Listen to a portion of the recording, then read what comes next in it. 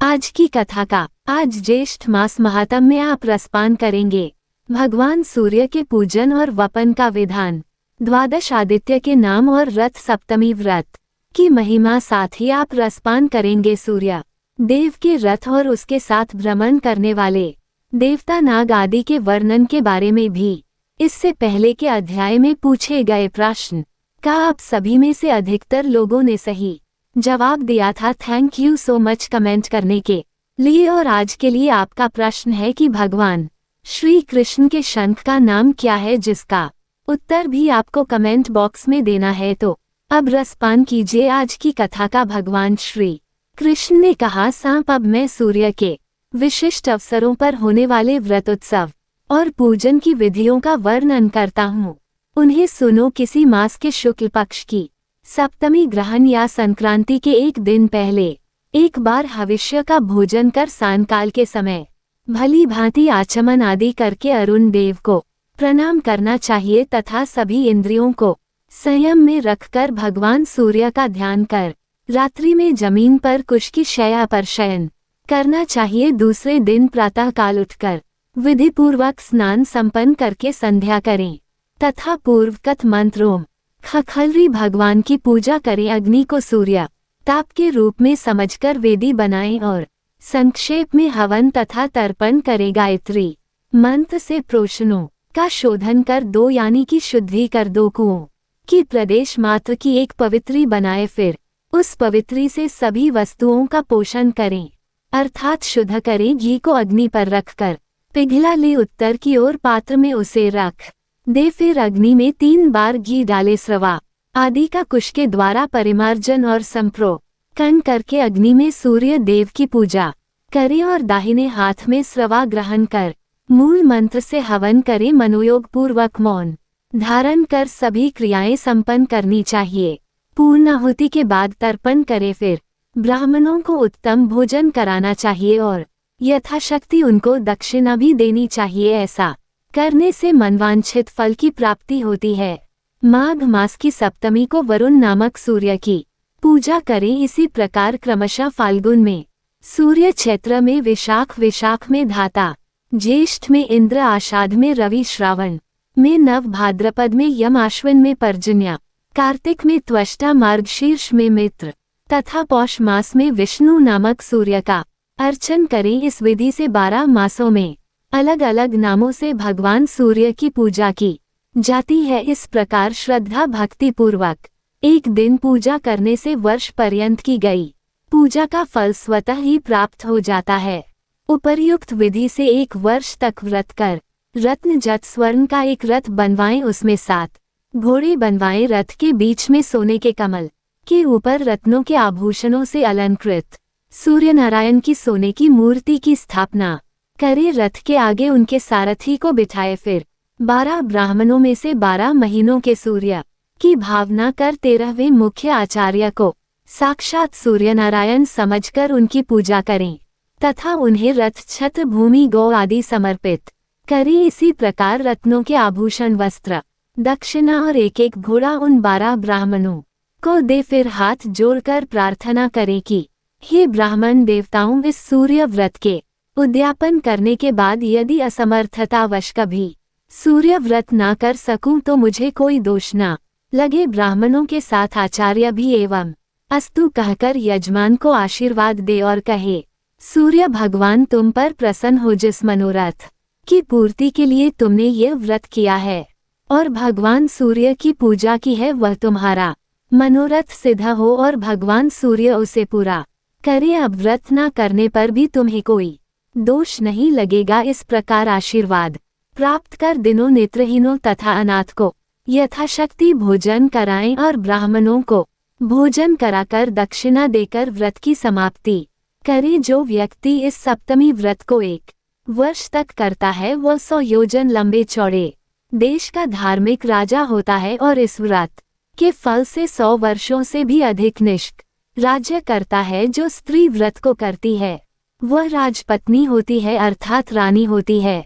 निर्धन व्यक्ति इस व्रत को यथाविधि संपन्न कर बतलाई हुई विधि के अनुसार तांबे का रथ ब्राह्मणों को देता है तो वह 80 योजन लंबा चौड़ा राज्य प्राप्त कर लेता है।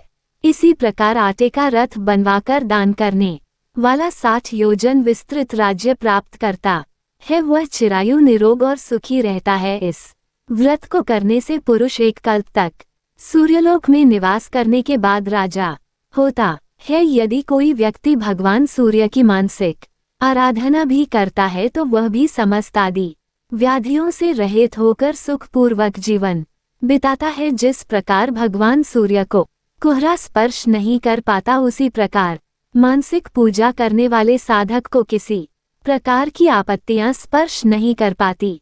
यदि किसी ने मंत्रों के द्वारा भक्ति पूर्वक विधि विधान से व्रत संपन्न करते हुए भगवान सूर्य नारायण की आराधना की तो फिर उसके विषय में तो कहना ही क्या। इसलिए अपने कल्याण के लिए भगवान सूर्य की पूजा अवश्य करनी चाहिए। पुत्र सूर्य नारायण ने इस विधि विधान को स्वयं अपने मुख से मुझसे कहा था। आज तक उसे गुप्त रहकर पहली बार मैंने तुमसे कहा है। मैंने इसी व्रत के प्रभाव से हजारों पुत्र और पौत्र को प्राप्त किया है, दैत्यों को जीता है, देवताओं को वश में किया है और मेरे इस चक्र में सदा सूर्य भगवान निवास करते हैं।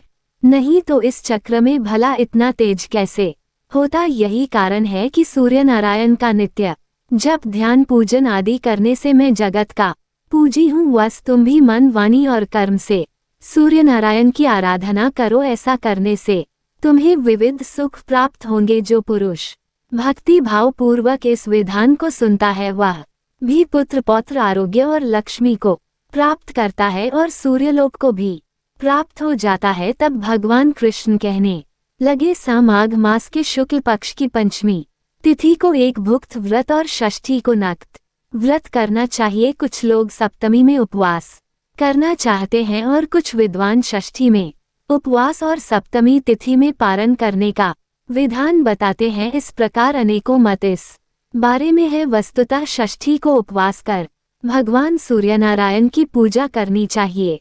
रक्त चंदन करवीर पुष्प गुग्गल धूप पायस आदि नैवेद्य से माघ आदि 4 महीनों तक सूर्यनारायण की पूजा करनी चाहिए। ज्येष्ठ मास सूर्यनारायण को समर्पित होता है। इस पूरे ही मास में भगवान सूर्यनारायण की विधि विधान से पूजा करनी चाहिए। आत्मा शुद्धि के लिए गोमे मिश्रित जल से स्नान, गोमे का प्रास और यथाशक्ति ब्राह्मण भोजन भी कराना चाहिए। ज्येष्ठ आदि 4 महीनों में श्वेत चंदन श्वेत पुष्प कृष्ण अग्र धूप और उत्तम नैवेद्य सूर्य नारायण को अर्पण करना चाहिए। इसमें पंचवन कर ब्राह्मणों को स्वादिष्ट भोजन कराना चाहिए। आश्वी आदि 4 मासों में अगस्त पुष्प अपराजित धूप और गुड़ के पुओं के द्वारा नैवेद्य तथा एक शूर रस भगवान सूर्य को समर्पित करना चाहिए। यथाशक्ति ब्राह्मण भोजन कराकर आत्मा शुद्धि के लिए कुश के जल से स्नान करना चाहिए। उस दिन कुशोक का ही प्राशन करें। व्रत की समाप्ति में ज्येष्ठ मास के शुक्ल सप्तमी को रथ का दान करें और सूर्य भगवान की प्रसन्नता के लिए रथ यात्रा उत्सव का आयोजन करें। महापुण्य दयनी इस सप्तमी को रथ सप्तमी कहा गया है। यह महासप्तमी के नाम से अभिहित है। रथ सप्तमी को जो उपवास करता है वह कीर्ति धन विद्या पुत्र आरोग्य आयु और उत्तम उत्तम कांति प्राप्त करता है। हे पुत्र, तुम भी इस व्रत को करो जिससे तुम्हारे सभी अभीष्ट की सिद्धि हो। इतना कहकर शंख चक्र गदा पद्मधारी श्री कृष्ण अंतर्ध्यान हो गए। सुमंतु ने कहा, हे राजन, उनकी आज्ञा पाकर सा ने भी भक्ति पूर्वक सूर्यनारायण की आराधना में तत्पर हो रथ सप्तमी का व्रत किया और फिर कुछ ही समय में रोग मुक्त होकर मनवांछित फल प्राप्त कर लिया। अब जा सूर्यदेव के रथ और उसके साथ भ्रमण करने वाले देवता नाग आदि के वर्णन के बारे में राजा शतानिक ने पूछा, हे मुने, सूर्यनारायण की रथ यात्रा किस विधान से करनी चाहिए? रथ कैसा बनाना चाहिए? इस रथ यात्रा का प्रचलन मृत्यु लोक में किसके द्वारा हुआ? इन सब बातों को आप कृपा पूर्वक मुझे बतलाइए। सुमंतु मुनि बोले, राजन, किसी समय सुमेरु पर्वत पर समासी भगवान रुद्र ने ब्रह्मा जी से पूछा, श्री ब्रह्मा जी, इस लोक को प्रकाशित करने वाले भगवान सूर्य किस प्रकार के रथ में बैठकर भ्रमण करते हैं, इसे आप बताइए। तब ब्रह्मा जी कहने लगे, हे त्रिलोचन सूर्यनारायण, जिस प्रकार के रथ में बैठकर भ्रमण करते हैं उसका मैं वर्णन करता हूँ आप सानंद सुनिए। 1 चक्र 3 नाभि 5 अरे तथा स्वर्णम अति कामा 8 बंधों से युक्त तैसन लंबे चौड़े अतिशय प्रकाशमान स्वर्ण रथ में विराजमान भगवान सूर्य विचरण करते रहते हैं। रथ के उपस्थ से ईशा दंड 3 गुना अधिक है। यहीं उनके सारथी अरुण बैठते हैं। इनके रथ का जुआ सोने का बना हुआ है। रथ में वायु के समान वेगवान छंद रूपी 7 घोड़े जूते रहते हैं। संवत्सर में जितने अवयव होते हैं वे ही रथ के अंगक हैं। तीनों काल चक्र की 3 नाभियां हैं। 5 ऋतुएं अरे हैं। 6ठी ऋतु नेमी है। दक्षिण और उत्तर ये 2 अयन रथ के दोनों भाग हैं। मुहूर्त रथ के इशु कलाशम्या काष्ठा रथ के कोण क्षण अक्ष दंड निमिरता अनुष्टुप पंक्ति बृहति तथा उष्णिक ये 7 छंद 7 अश्व हैं। धुरी पर चक्र घूमता है। इस प्रकार के रथ में बैठकर भगवान सूर्य निरंतर आकाश में भ्रमण किया करते हैं। देव ऋषि गंधर्व अप्सरा नाग ग्राम और राक्षस ये सब सूर्य के रथ के साथ घूमते हैं और 2-2 मासों के बाद इनका परिवर्तन हो जाता है। धाता और अरियल पुलस तथा पुलह नामक 2 ऋषि खंडिक वासुकी नामक 2 नाग तुमरु और नारद ये 2 गंधर्व कृतु स्थला और पंजिका स्थल ये अप्सराएं रथकस्थ तथा रथो आजा ये 2 यक्ष हेति तथा प्रहेम के 2 राक्षस ये क्रमशः चैत्र और विशाख मास में रथ के साथ चला करते हैं। मित्र तथा वरुण नामक 2 आदित्य अत्रि तथा वशिष्ठ ये 2 ऋषि तक्षक और अनंत 2 नाग मेनका तथा सहजन ये 2 अप्सराएं हाहा हुहु 2 गंधर्व रथ स्वान और रथ चित्र में ये 2 यक्ष पौरुष और वध नामक 2 राक्षस क्रमशः ज्येष्ठ तथा आषाढ़ मास में सूर्य के रथ के साथ चला करते हैं। श्रावण और भाद्रपद में इंद्र तथा विश्वान नामक 2 आदित्य अंगिरा तथा भगु नामक 2 ऋषि एला पर्ण तथा शंखपाल ये 2 नागप्रमलोचा और दुंदुका नामक 2 अप्सराएं भानु और दुर्दर्शन मक 2 राक्षस स्रोत और आपु नामक 2 यक्ष सूर्य रथ के साथ चलते रहते हैं। आश्विन और कार्तिक मास में पर्जन्य और पूषा नाम के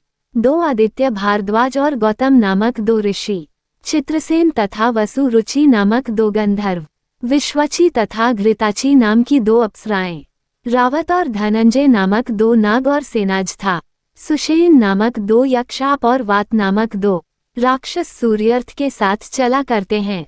मार्गशीर्ष तथा पौष मास में अंशु तथा भग नामक 2 आदित्य तथा कश्यप और कृतु नामक 2 ऋषि महापद्म और करकोटक नामक 2 नाग चित्रांगद और अर्नाया नामक 2 गंधर्व सहा तथा अहिया नामक 2 अप्सराएं ता और नेमी नामक यक्षाप तथा वात नामक 2 राक्षस सूर्यार्थ के साथ चला करते हैं। माघ फाल्गुन में क्रमशः पूषा तथा जिष्णु नामक 2 आदित्य जमदग्नि और विश्वामित्र नामक 2 ऋषि कादे और कमल स्वर ये 2 नाग धृतराष्ट्र तथा सूर्य वर्चा नामक 2 गंधर्व लोथमा और रंभा ये 2 अप्सराएं सेन जित और सत्यजित नामक 2 यक्ष ब्रह्मपेत तथा यज्ञोपेत नाम के 2 राक्षस सूर्य रथ के साथ चला करते हैं। श्री ब्रह्मा जी ने कहा, हे रुद्र देव, सभी देवताओं ने अपने अंश रूप से विविध अस्त्र शस्त्रों को भगवान सूर्य की रक्षा के लिए उन्हें दिया है। इस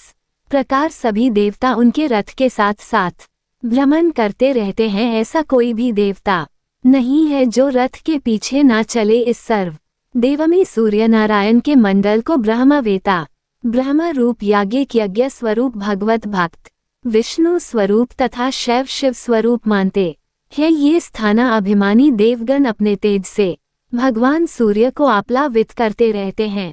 देवता और ऋषि हर समय भगवान सूर्य की स्तुति करते हैं। गंधर्व गण गान करते हैं तथा अप्सराएं रथ के आगे नृत्य करती हुई चलती रहती हैं। राक्षस रथ के पीछे पीछे चलते हैं। 600 बाल खिले रक्षी गण रथ को चारों ओर से घेर कर चलते हैं। दिवसपति और स्वयंभू रथ के आगे भर्ग दाहिनी ओर पद्मज, बाईं ओर कुबेर, दक्षिण दिशा में वरुण, उत्तर दिशा में तेहोत्र और हरि रथ के पीछे रहते हैं। रथ के पीठ में पृथ्वी, मध्य में आकाश, रथ की कांति में स्वर्ग, ध्वजा में दंड, ध्वजाग्र में धर्म, पताका में रिद्धि वृद्धि और श्री निवास करती है। ध्वज दंड के ऊपरी भाग में गरुण तथा उसके ऊपर वरुण, स्थित है मेनाग पर्वत छत्र का दंड हिमाचल।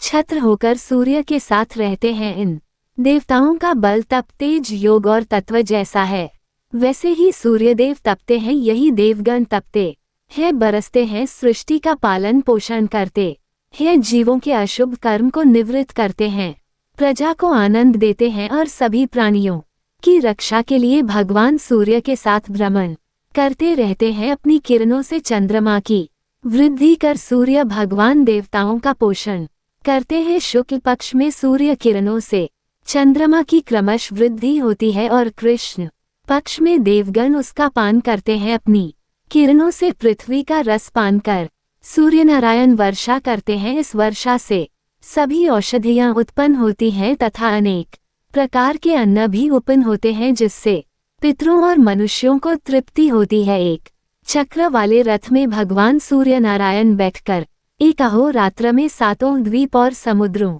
से युक्त पृथ्वी के चारों ओर भ्रमण करते हैं। एक वर्ष में 360 बार भ्रमण करते हैं। इंद्र की पुरी अमरावती में जब मध्याह्न होता है तब उस समय यम की संयमपुरी में, सूर्योदय वरुण की सुधा नाम की नगरी में, अर्धरात्रि और सोम की विभा नाम की न में सूर्यास्त होता है। संयमनी में जब मध्याह्न होता है तब सुखा में उदय अमरावती में, अर्धरात्रि और विभा में सूर्यास्त होता है।